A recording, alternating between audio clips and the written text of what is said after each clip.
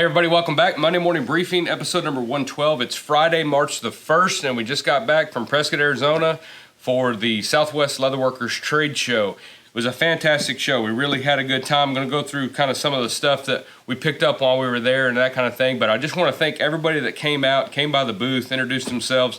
We got to visit with a bunch of new folks, some folks that we've never met before because they don't make it to Waco or Sheridan or any of those other shows that we go to. So it was really nice to be able to meet some folks that, some of them which we kind of know online a little bit because they do business with us as well as on social media. We see them periodically. So it was really neat. We had a really good trip. The first day we made it from here to Rio Rancho, New Mexico. My wife was in the racehorse industry for many years, and so every year at the All-American, she was out there taking 2-year-old yearling stuff like that out there for the sale, and she's always wanted me out there or to come out there and see Rio Rancho and see the track, and it is beautiful out there. I've never been that far. I've been to Phoenix, but we flew in and flew out, and so you don't get to see a whole lot. But the farthest west I'd ever been in New Mexico was basically Clovis, that area right there. So it was really cool to get that far in. New Mexico is beautiful. So is Arizona.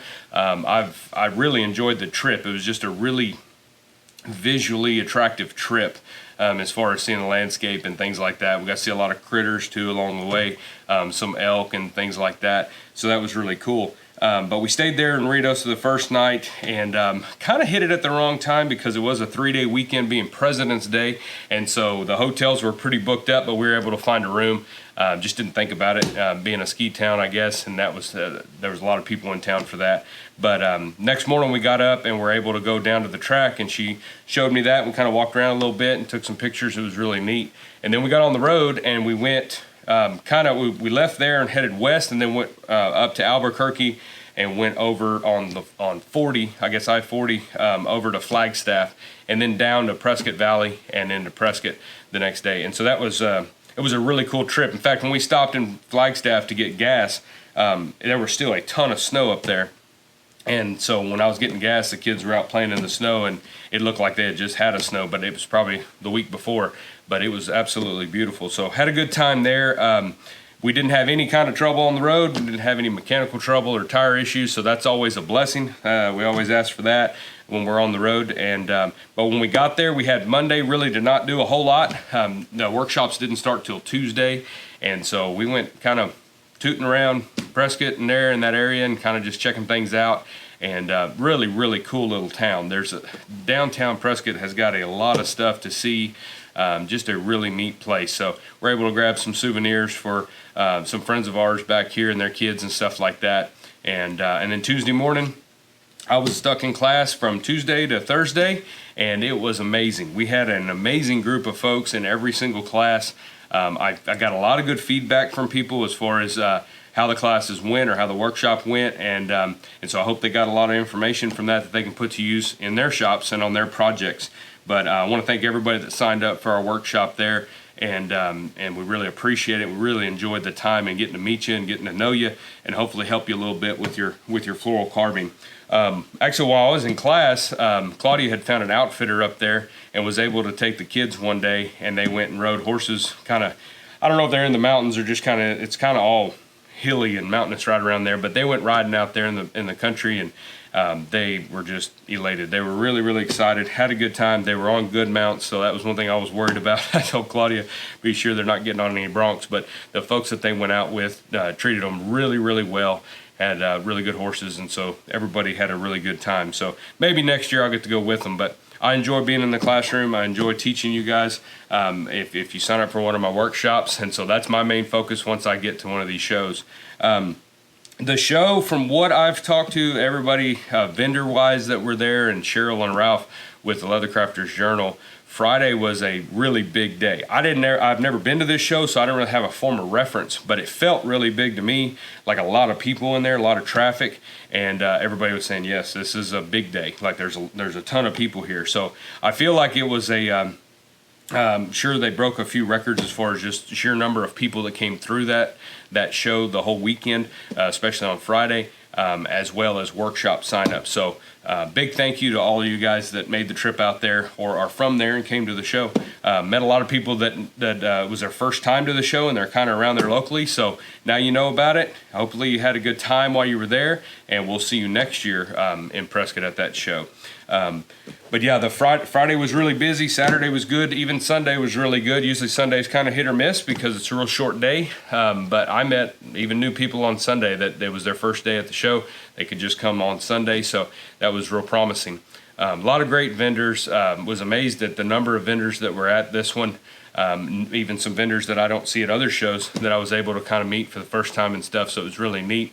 And it's a really cool venue too. So if you get a chance to go to Prescott next year, take that opportunity. Real quick, they do have everything ready to go for the Rocky Mountain Leather Trade Show, which is in Sheridan, Wyoming in May. So if you go to Leather Crafters and Saddlers Journal, click on the Rocky Mountain Leather Trade Show, give you all the information there, as well as the workshops are all posted as well. So even our classes that we're doing, they're posted on there as well. So if you're going to Sheridan and you want to take a workshop from me or any other instructor, be sure and get signed up because those workshops are posted. So while we were there, we got a bunch of new stuff that's going to be on the website this weekend. We'll talk about that in a minute, but I'm just kind of doing this Monday video from here because I want to show you just some of the stuff that we got. First, they always do the Leather Crafters Journal always has, there's somebody that sponsors this deal, and they do a kid class, a youth workshop, and the kids can come in and they make a little project and stuff, and it always amazes me that these kids, I don't believe they charge anything for these kids to come in and do a little workshop, and they come home with just a whole pile of tools and supplies usually out of that workshop and the things that they made. So my kids did the workshop, and they usually do every time we're at a show. And so here's some of the tools that they got. They got this whole package here. Each kid got a whole package of just stamps to kind of get them started. If they're interested in leather work, they get to go home with these. There was a swivel knife in here too, but I think Tate's got it over there somewhere. And then these are some of the projects. I'm not sure which kid's bag this is. I think this is Tate's. But he made a couple little bracelets, kind of simple, just get their feet wet. And then they made like a little luggage tag thing here, another bracelet, and a couple keychain things. And then they made this cool little valet tray.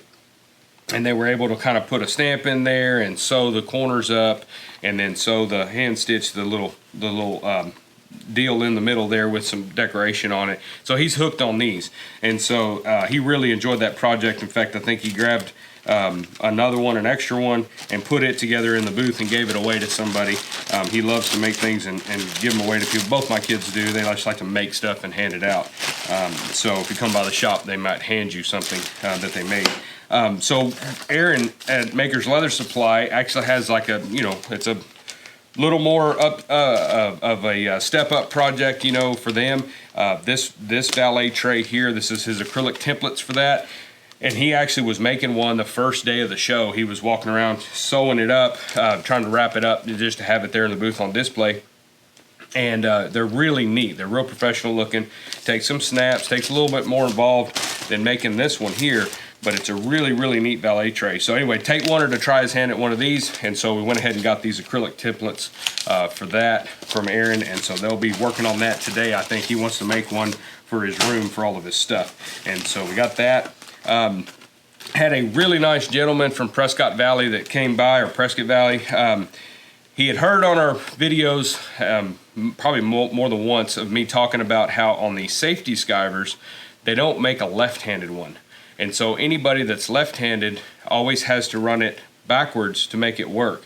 So I've seen some people that are left-handed that do it really, really well. Others just adapt and learn how to use it right-handed. But unfortunately, they just don't make a reverse copy of this.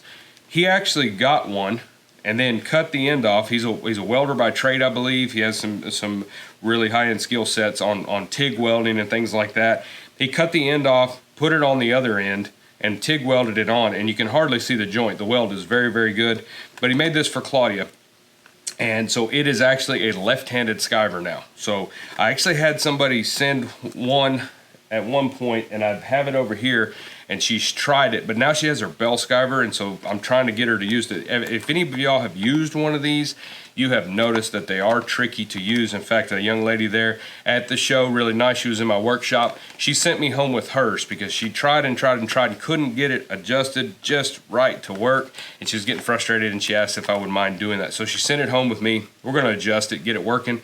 I'll mail it back to her. So these things do have a learning curve to them, and so I think the left-handed ones are going to be just as much of a learning curve to use. But that was really nice of that guy to do that and to bring that to us, because that's a really neat idea, and it's really going to help her out when she does have to hand skyve. So we really appreciate that. He also brought me a really neat gift. This is the original box for the Strippies. There's no telling how old this box is. And it's in an original box. I've got another one that another customer had sent me years ago, and it's still in the original box as well. So I actually have 2 of these now, and I'm going to use them as soon as my original one really craps out, because right now it's still working, so it's hard to give up on it. But the one I have is just like it came in the box, just like it was shipped. This one here, he went ahead and did some work on it as far as shaping the tail end of that, and then putting this little dowel rod in here, which mine has. The man I learned to build saddles from did that for me when I bought my first one and came to the shop. He grabbed it first thing and put one of these in, and then he kind of shaved off a little bit of that tail end. What that allows you to do is when you're stripping a little piece of lace or something, they come straight. Well, when they're straight, it's really hard to adjust. If you get off, away from your material, it's kind of hard to get where you need to be. And so if you shave a little bit of that inside tail off, you can make a lot easier adjustments and keep your lace more consistent. So sent me that, really appreciate that, and that will be on the shelf until we need it. Like I said, maybe I'll hand one down to my kids as when they get to the point where they're not going to lose something or break something. So for right now, they're not using any kind of lace cutters right now anyway, so not a big deal. But yeah, we appreciate that. I also stopped by the Renia booth. They were right next to us there at Prescott, and I've been wanting to get into embossing, like the actual traditional embossing where you're pushing out the leather, filling that void with an embossing material, which is usually, from my research, from talking to guys that do it, it's usually just leather dust and rubber cement, and you mix that up, make a compound, and that's what you're packing into that void once you push the leather outward to get that three-dimensional effect. And then that's drying, and so it's hard. Then you can tool up on top of that. Renia has come out with their own compound, and it's embossing filler. It already has the rubber cement in there, as well as the leather dust and anything else, and it's a really good consistency. I don't know anything about embossing. I am like an infant at embossing. I'm just learning, and it's something that I want to do since I do more and more figure carving here the last few years. I've been playing with that more and more. Obviously, our saddle last year for Sheridan had wildlife critters on there and stuff like that, and I've been wanting to take that to the next level as far as bringing those out and giving them a little bit more three-dimensional effect. So I went ahead and got some of this because I figured I don't need to be learning how to make embossing filler. I need to learn how to emboss, and then later I can make my own filler if I want to. So I got that. I got 2 cans of that and 2 cans of his his rubber cement, which we used to keep rubber cement in the shop because it's a little different than most of your adhesives or contact cement. It's not as permanent. So like there's certain times when you can use rubber cement, and I'll talk about that in a video at some point, I'm sure, but you can rubber cement things together and it holds them, but then you can also separate them if you need to. It's just a little bit more forgiving. It's got some different purposes for it, and one day I'll put together something and we'll go over all the uses for rubber cement versus contact cement. That would be a really good video. I'm sure somebody's done one, and I'm sure people have a lot more knowledge on it than I do. But I got a couple cans of each there for that, and I also got one of these fantastic glue pots. If you're in my shop, you'll probably notice I got a lot of glue pots. I've got this little bitty one here for the kids. This one's from Maker's Leather Supply. It has their white glue. It's a contact cement, but it's much safer. Doesn't smell as bad. So this is what the kids use. I let them use this on their projects.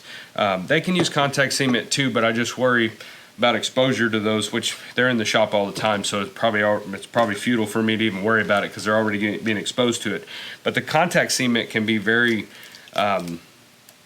very smelly, and everybody knows what that's like in the shop. And so I have that. I have this glass one for my contact cement. I have, of course, our infamous glue pot that looks like a alien from Mars. That one holds all my glue. And then I've got the squirt bottle one that you can really control, that a gentleman gave me at Waco, which I still use on a regular basis with the silicone paddles, and that works out really good too. But now I have this one, and my brother had one of these in his boot shop. It was the first time I'd ever seen one, and I think he got it from Carl Chappell's school or something. But you got a little brush, and you can set this up here when you're using it, but it makes it really easy to wipe, and you're not having to spend as much time cleaning your brush off before you go to what you need to glue, because this right here, you can get as much or as little as you want, and a couple wipes on that little bar. It's got a little bar right here, all plastic, but it's got a little thing there. You wipe it off, and it gives you a lot more control versus my regular glue pot. Sometimes if it's full, especially, you've got to really spend some time kind of cleaning that brush off, or else you'll streak glue across the table or across your saddle, whatever you're trying to glue. And then once you glue, you just put that on, and it keeps glue. This thing will keep glue really well for a long time. Like I always tell people, if you're gonna be out of the shop for a couple of weeks, you know, you might be better off draining those glue pots, but then your brush is gonna dry out. So I always fill them up, and that way the brush is submerged in a hole, the pot is full of glue, and then try to seal that lid and then stick the deal down. And that way, same thing with this, I try to make sure this is sealed if I'm gonna be out of the shop for multiple days. And this one here, I don't think you have to worry about quite as much. I think some other people that sell these are Springfield. I want to say Aaron at Maker's Leather Supply has these, or used to have these, but I was at the show, he was right there, and he had a stack of them, so I went ahead and grabbed one. He has 3 different sizes of these. I think this is the medium one. Ran me about $55, something like that. They're a little pricey maybe for a plastic glue pot, but it's only people that make one like that. So if you're wanting one, grab one of those. I really like these, and they don't tip over. They're not gonna fall over or anything like that. This glass jar you gotta be careful with. It can tip over. Also, my friend Tim Purdy with Steel Stamps Incorporated was there, like he is at every show, and he always brings some treats when he comes, and he always has some stamps that are just like, wow, that's a cool idea, and that's why he does it. So he did one for us. If you follow us on Instagram, you may have seen me stamp it yesterday. I put it on something, and it will be on some little wallets and money clips and things like that in my store, so I think it's going to work really well. But it's the Republic of Texas seal, and I just think it's kind of cool. And so we got that one. We picked it up. Aaron was kind of mad because he wanted it, but that's okay because Tim's going to make him one too. I stopped by Barry's booth, as we all do when we're at the shows. I ended up getting both of my kids their very first Barry King swivel knife. This knife is smaller than the regular size Barry King deal. So if you have smaller hands or what, I've been playing with one of these with them, just trying to show them some stuff. I really like the feel of this knife. Even though my hands are fairly big and this thing is really tiny, I feel like you can do some really small work with it. But for them, it's perfect. It does have adjustment of the saddle up and down. Regular Barry King blade in there. I had him put straight blades in there because that's what I want the kids to get used to using. Later on, they can do the angled blades if they want to. If you were in my workshop, then you know, and if you've heard some of our videos, you know why I always prefer the straight blades.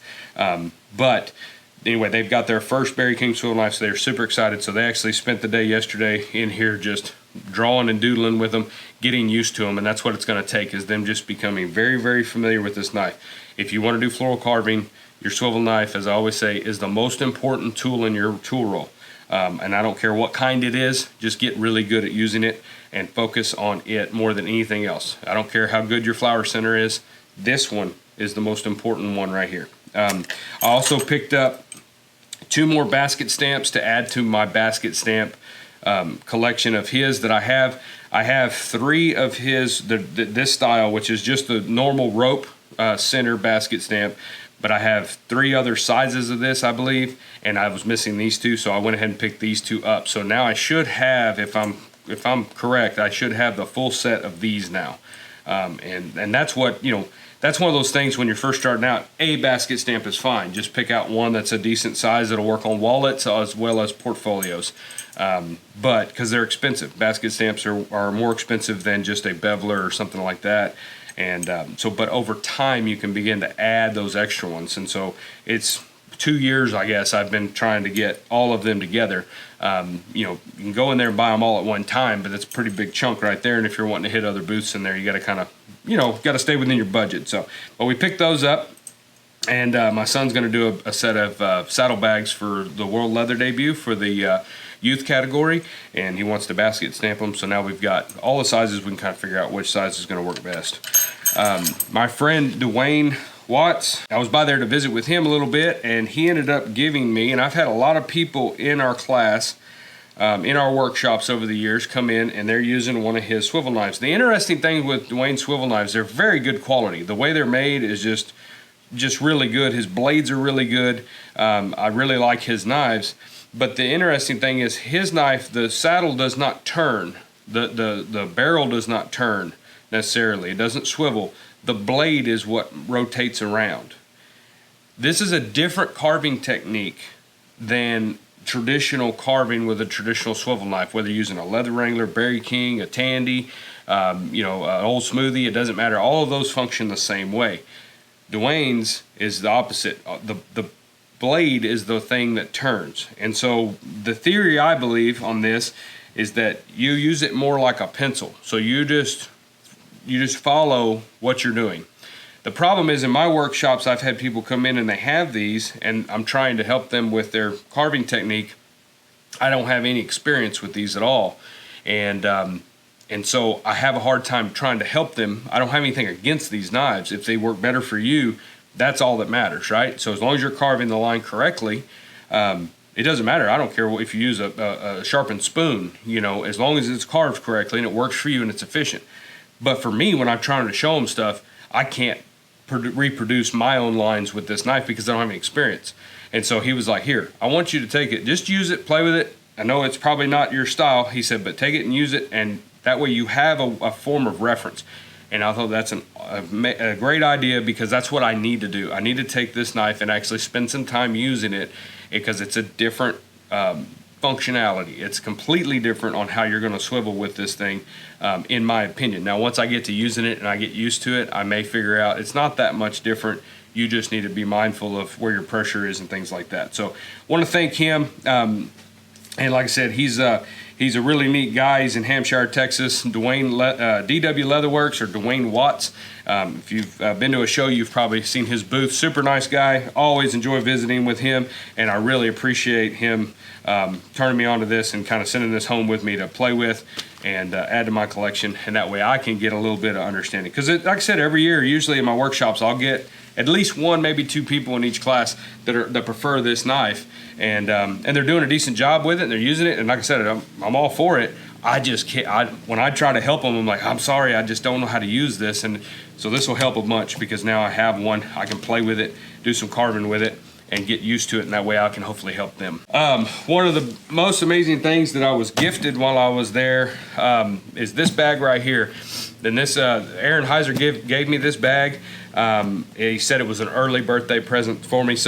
But it's got a little patch on here that says "Come and Make It." That's one of their stickers and their kind of graphics that they do, which I love. We're down here near Gonzales, Texas, so we're all about the "Come and Take It" stuff and all that. And so I really, really like that patch. But he builds one of these bags. This is his, I don't know what he calls it, but it's like his upper level backpack. And it's got piping in there and all that kind of stuff. Really, really professional looking bag. And he, every time he teaches a class, he makes one for the class and in the class. And so, like he said, he goes, I make so many of these a year. I want you to have this one. And so I was really honored to get it. I haven't decided exactly if it's going to be my everyday carry bag. Claudia said don't, because I'm going to mess it up. But I really like backpacks, and so I'm really happy to have it. Haven't put anything in it yet. Haven't decided what I'm going to do with it, but it will be at the show. I will always probably bring it with me and use it for things. And or if I go out, maybe it's my go to church bag or something like that. So, but anyway, thank you, Aaron Heiser. And if you get a chance to take his backpack class, I walked by there a few times when I was getting some coffee or something like that during my workshop. His workshop was right beside me, and those people looked like they were having a blast in there. It's a lot of work putting one of these together. I think his class is 2 days. when you take a backpack class, worth every penny, because you're going to go out. I saw so many people walking around with their version of this bag, and there was one young lady that she doesn't do any tooling, but she did some like overlay stitching with different colors leather here on this flap. It was so cool looking, very contemporary, very clean work. The bag looked really awesome. You'd have thought it was probably a designer bag from somebody, you know, some high-end boutique or something like that, but she did a really good job on it. Saw a lot of good bags that they did over there. So anyway, I also got, real quickly, I want to apologize. If you can hear some noise in the video, the older gentleman here in town mows this little lot right beside us here in the back alley, and so he's back there chopping around mowing, so hopefully you don't hear that in the video. But anyway, I was hunting some masking tape at some point in the show, and I went to Aaron and I said, "You got any masking tape?" And he handed me this, and he said, "Just take this roll. You'll find use for it in your shop." But this stuff is really neat because it's actually kind of see-through. It's not super tacky, but it's sticky enough. But he said what they use it for, a lot of times they sell it for, it's for masking off anything. You can use it for anything you want to, but what's really neat about it is if you have, like, say, a portfolio and you've tooled something in the middle, like a little medallion or a placard kind of area, and you want to mask that off, you can mask it with this tape and you can kind of see through it a little bit, and so enough to where you can mask that off and then take an X-Acto knife and just real carefully cut around the border of your floral wherever you don't want it dyed or airbrushed. You can trim that off, and then you've got that mask and you can see through it and know where to trim. Then you can airbrush your deal or whatever you're going to do, dye it or whatever, and then you can pull that mask off and then catch the rest with a brush. And so that stuff is really neat.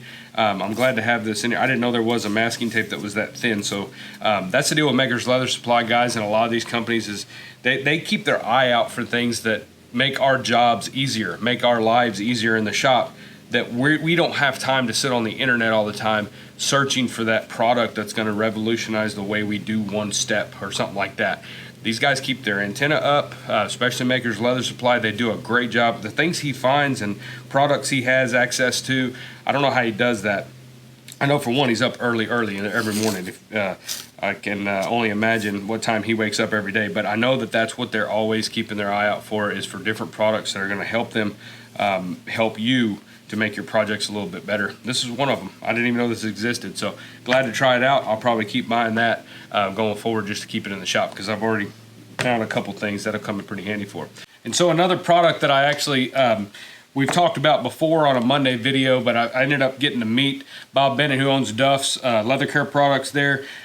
He had a booth. It was right across the aisle there from us, and so I got to hang out with him, meet him. Really cool dude. Really enjoyed visiting with him and his wife. Very nice, and got to really learn a lot more about his history and kind of how he got the company and what they're doing and the kind of products that they offer. It was really neat because he had a piece of leather that he had tooled, really nice tool work on there, and it looked antiqued, but the color wasn't changed at all. But there was a lot of added contrast to that piece. And he said the only thing he put on it was this leather dressing, which is much like as you well know, I'm a big fan of Skidmore's Leather Cream. We sell that on our website. We've always used Skidmore's. I really like that product. And so this would be comparable to that, or at least kind of used in the same way. But the color difference that this stuff gave that piece, I was really interested in. So we're going to play with that on some projects. I actually built myself a new belt that I haven't finished yet, but it's all put together. But I didn't do any oil hardly. That maybe did like a really light wipe down of oil, and left it pretty well natural. Now I'm wishing I would have waited and I could have used this. I actually had some of this because he gave me some of Wichita Falls. I just haven't played with it yet. And I should have put this on there because I'd be really interested to see what that belt would look like with just this. But we'll do another one. But I got to visiting with him on pricing and kind of my options as far as selling these in our store and on our website and stuff. And you know, he was more than willing, obviously ready to go. So we ended up getting our first case of this. So we will start. I'm gonna put these on the website this weekend. They will be on there if you want to give this product a try. You can also call them and contact them directly, Duffs Leather Care, and get it from them, I'm sure, just straight away. But we will start offering this on the website. Aaron at Maker's Leather Supply also carries his products. I'm not sure what all products he carries. I think he just carries the leather dressing, which is what I'm just going to carry for right now. We might add all his other products. He's got a saddle soap, like a liquid saddle soap. He's got a leather conditioning oil, which we'll give a try there. And he's also got the just a saddle soap can. And that stuff, all of these products have an amazing odor to them, amazing smell, very pleasant. I don't know what they're putting in here, but it just smells really good. Their saddle soap is some of the most pure, clarified looking saddle soap I've seen. So I'm really excited to kind of play with that on some of my edges and just see how that works. I actually kind of mentioned to him about making bars of saddle soap versus just the cans, just because I like being able to cut off a chunk of that saddle soap and use it for our edges, as you've seen in our videos. But yeah, so we're going to start expanding on the leather care products that we offer through our website, not just for our brothers and sisters in the leathercraft industry that are craftsmen, but also for our just general customers that come in here locally, and people on the website that have done business with us for years. They're always looking for that item to keep their leather products conditioned and properly fed and preserved. And so I think when it comes to leather care, they're all good. There's some that are better than others. There's some that do different things. But it's like I used to tell my customers, I said, well, I don't put anything on it because I don't know what I should put on it. Well, anything's better than nothing. So just find something and put it on there. You can use butter if you want to. I don't care, but don't let it dry out. Especially in the saddle industry, when it comes to, like, you know, working saddles and cowboy saddles and things like that, a lot of guys are bad about just not oiling them, not maintaining them, not conditioning them, and then that's what leads to high repair bills and things like that. So we're always going to advocate for any product that's going to help to preserve that leather, keep it soft and functional, and limit the repair time. So anyway, we're going to have those on there. Duffs Leather Care, we're going to have that on there. Glad to meet him. Had a good time hanging out with him as well at the show. I want to show you some of the new products. Claudia went crazy on the merch this year. If you saw pictures of our booth on our Instagram channel, you probably was like, wow, that's a lot of merch. Yeah, it was. And our booth was just a hair smaller than usual. And so we kind of had to cram everything in there. We actually didn't have everything out that she got. But we're going to be putting all that on the website today. We've got a friend of ours that's coming in. She helps us from time to time. She's going to help us re-merchandise the front end of the store and get all this product out. Worked on a bunch of it yesterday. We've kind of been working since we got back. We got back Tuesday night about midnight. And then Wednesday I had to unload the trailer, get the trailer returned, because we just use a U-Haul trailer.